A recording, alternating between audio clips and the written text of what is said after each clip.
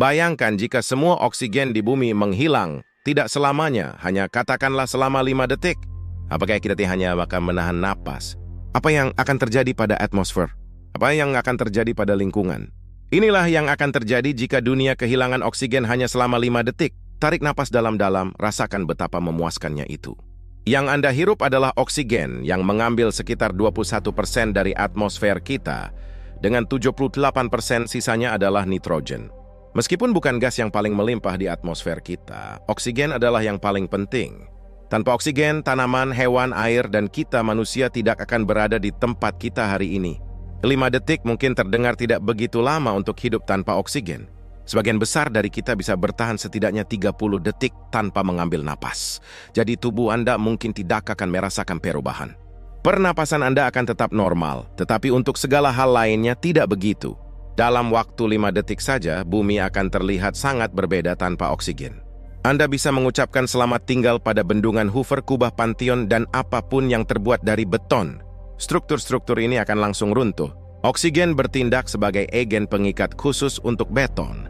Tanpa itu, beton hanya akan menjadi debu. Berbicara tentang bangunan, logam yang tidak diolah akan langsung menyatu.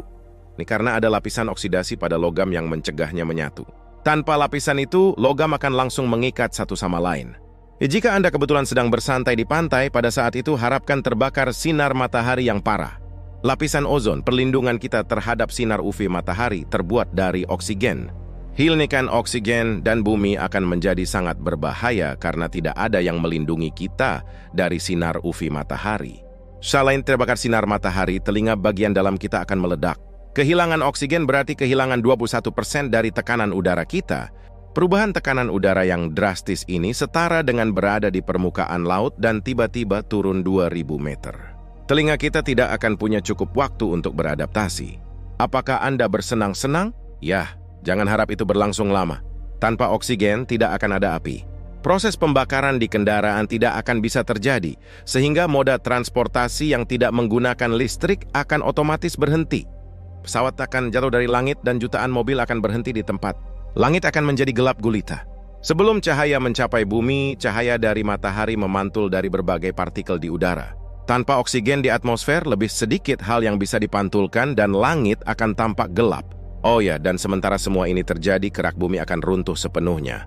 Itu karena kerak bumi terdiri dari 45% oksigen.